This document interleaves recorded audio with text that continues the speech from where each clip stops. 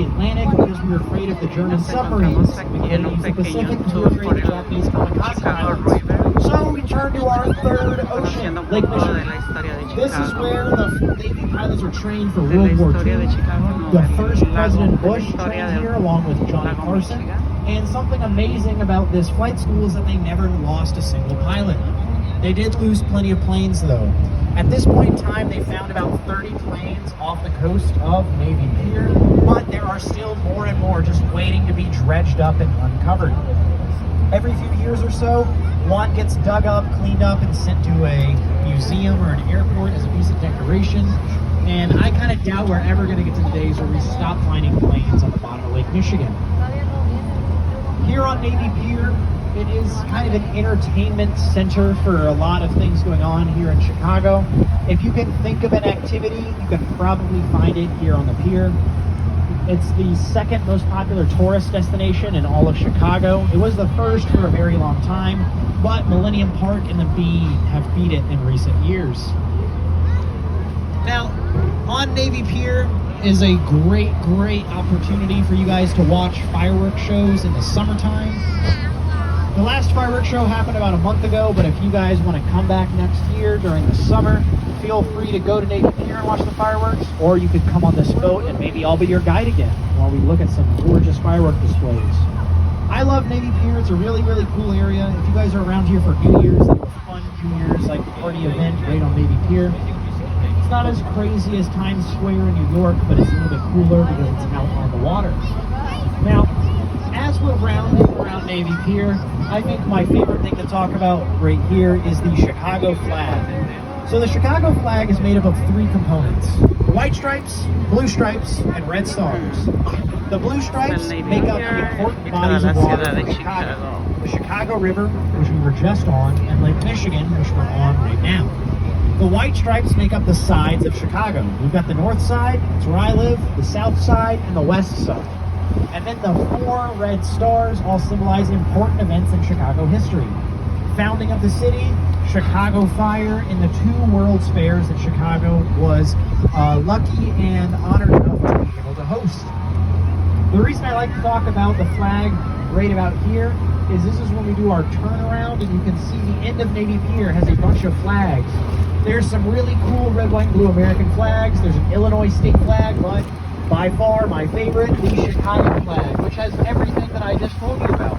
And now next time you look at a Chicago flag or a Chicago flag tattoo, you know exactly what all of those symbols mean.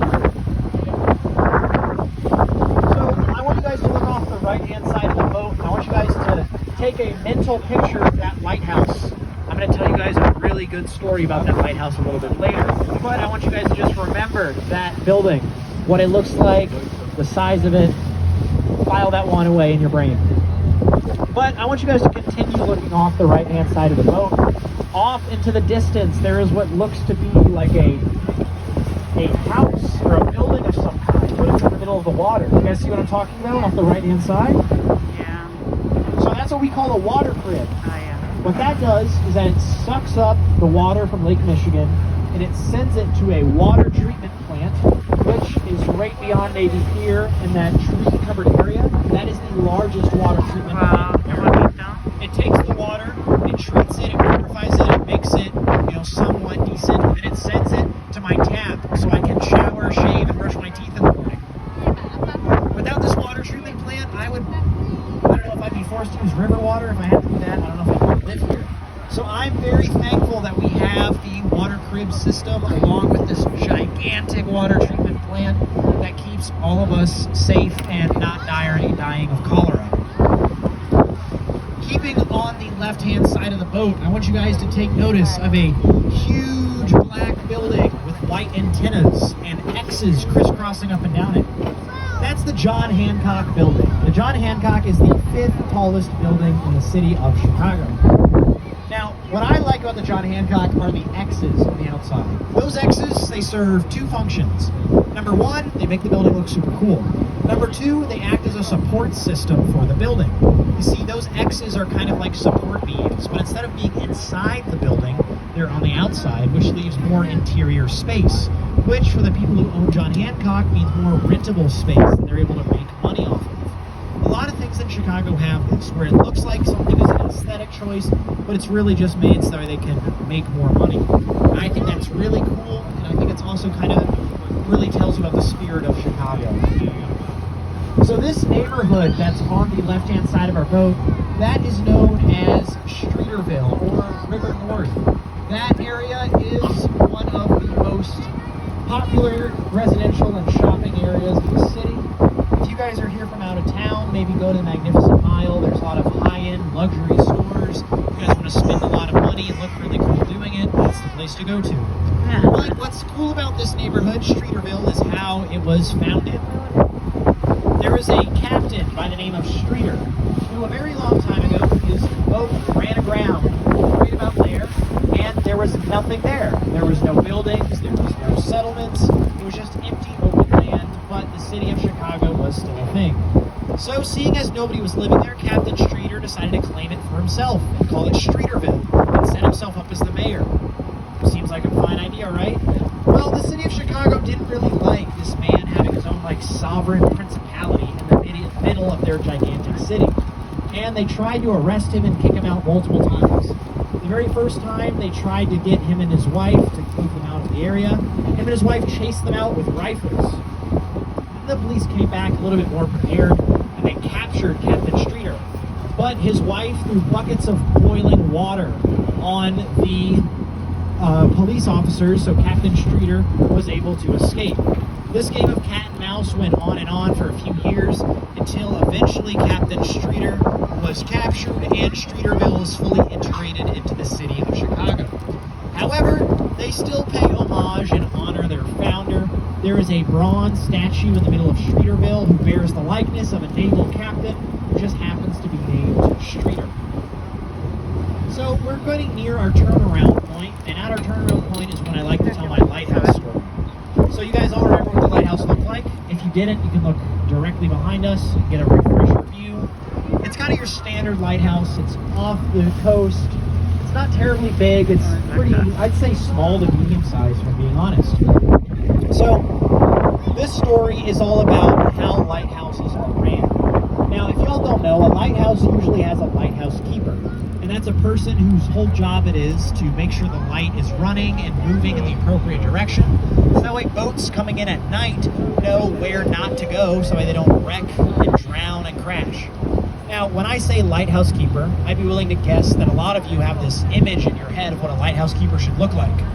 And I'm going to mind read for a minute. I'm going to guess that it's a old Navy man with a big gray beard, and he's smoking a pipe, and he's kind of lonely, and he keeps to himself, and he either isn't married or his wife died.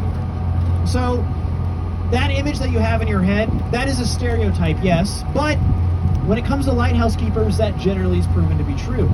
Most lighthouse keepers were Navy vets who just kind of wanted a life of isolation out by themselves, still by the water, but they kind of could keep themselves and do their own thing. So for a while, that's who the city of Chicago would hire. You know, these old captains that used to be sea dogs, and now they just wanted to live out on their lonesome and work the lighthouse and operate it to keep everybody safe. This is all a good idea, except for one thing. What happens when you keep hiring people that are really old? They unfortunately die. And when they die, that means you have to hire another one. So every 5 years or so, they would have to hire a new lighthouse keeper. And Chicago didn't want to keep doing that. So in the 1970s, they had an idea. And on the surface, this sounds like a great idea, right? They wanted to hire a youngish man, maybe in his 20s or so, train him up as a lighthouse keeper, and then get him accustomed to the job.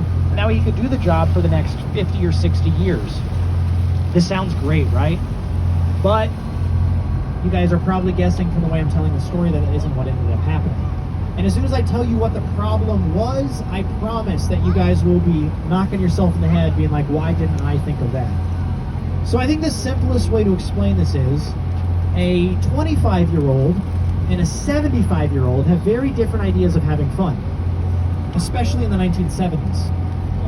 So this 25-year-old lighthouse keeper, he was very good at his job, but he loved to have loud parties late into the night. He would bring all his friends on the lighthouse. They would play their records as loud as they could. They would do all kinds of very dumb things, and they would be so loud that you'd be able to hear the lighthouse keeper and his friends partying from inside downtown Chicago. They got noise complaints called on them every other night. Chicago police boats had to come out to shut down parties going on the lighthouse. And this went on for a few months. And eventually, the police boats got sick of having to come out and visit the lighthouse keeper and his friends as naked as the day they were born, hooting and hollering and having a good time, that they decided to get rid of the lighthouse keeper altogether. And since that day, it's forever been a robot-operated system. That's how it is today. If you wanted to, maybe be a lighthouse keeper, Chicago will not hire you. I'm sorry, but you might be able to find another city somewhere else in the world. So we are getting close. Very, very close to my favorite photo taking spot. So in the meantime of us almost getting there, I'm going to explain to you guys how this is going to work, right? So this area that we're about to be in, you're going to be able to see the 5 tallest buildings in the city all in your phone, all in a skyline. It's going to be great. So I'm going to tell you guys where all these buildings are, so that way you guys can frame your own photo on your own. It's super easy. But if you guys want to come up, I've cleared off an area up near the front. If you guys want to come up with your group and a phone, I can take a photo of you guys. That can be a free souvenir, a way to make your friends jealous of the great cruise you guys got to have. Also, fair warning, if you guys bring me a phone and the camera is not facing out, all you're going to get is selfies of me, and I don't know if that's how you guys want to remember your trip. So, let's talk about some tall buildings. First, we're going to look at the John Hancock, the building that we've already